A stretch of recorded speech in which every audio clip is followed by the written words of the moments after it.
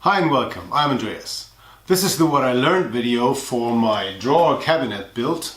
And if you haven't checked out this video, I'll link it here in the top right corner, so it's a good idea to watch that first. Otherwise what I'm telling you here won't make much sense. Okay, so for this cabinet, it was the first time that I used a large amount of drawer slides, and I had always been a bit confused about the variety of drawer slides that are out there and which to choose and so on. So obviously for this one I learned a lot about drawer slides, and I got in contact with Hettich, which is a German manufacturer of drawer slides, and I learned a lot about their products, and I made an extra video about that, which is also linked to in the top right corner here.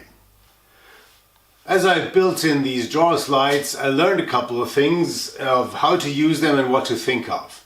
When I chose the drawer slides, it's the ball bearing ones here, I hadn't thought about the type of drawer that I was going to build, and later decided that it was just going to be these very simple drawer bottoms and no carcass really. And what I hadn't thought of was that without a front piece, the drawer slides would be visible from the front, which I didn't like, so as an afterthought I decided to put a front on it. But then again I realized that I had chosen my slides almost as long as the carcass of the cabinet is deep, so that there were only 12 millimeters left here at the front. So that limited what kind of material I could use for the drawer front. So the lesson would be that when you are planning to use drawer slides for your drawers, you really have to think in advance about what type of drawer you're going to build, what type of material you're going to use for, and then as a consequence how deep the drawer slides can reach into the cabinet, so that you have enough room here at the front to maybe add a front piece that would either be sitting inside the cabinet or on top. Obviously if it sits on top, that's not much of a problem, but if you want to sit it inside between the cabinet sides, then your slides must be short enough that the drawer front piece fits in here without interfering with the slide. Another important lesson was that there are different kinds of mistakes. The one mistake is, let's call it a one-point mistake.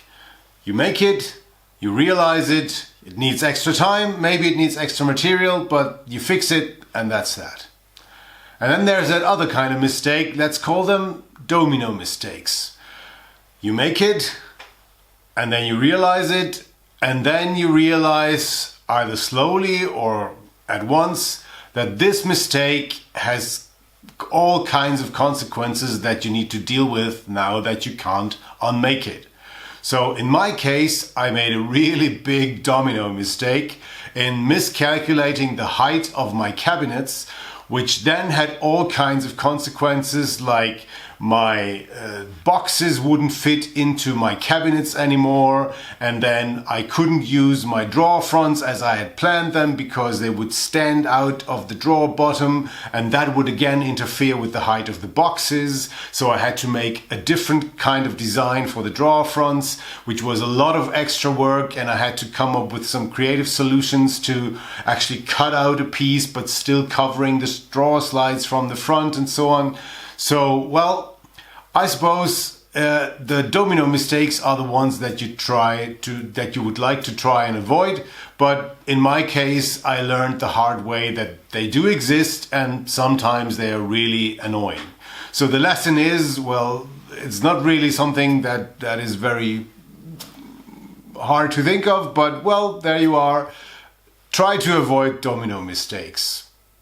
A third important point that I learned is that when using drawer slides, your cabinets must be really precise, especially in the width of the actual cabinet. So in one of my cabinets, the width got a little smaller at the back, so one of the dividers, upright dividers, was not exactly at a right angle, and that gave me a couple of problems later on, because when you push in the slides and they have to run really precisely, and the drawer cabinet, the cabinet becomes narrow at the back, then of course that will act as a resistant force and you can't push it in, so you have to adjust the drawer again. And so if you use drawer slides at all, then make sure that your cabinet sides are really at a right angle and that all the piece has the same width at the front, at the back, at the top, at the bottom.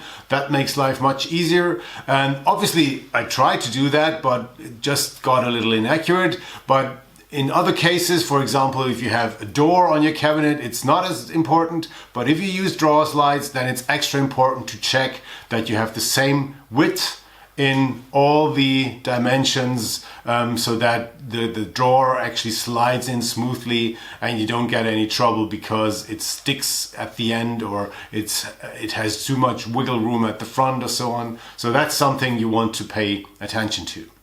So that's that for this What I Learned video. I hope you enjoyed learning with me and enjoyed this video. If you haven't checked out the drawer slides video, go check it out.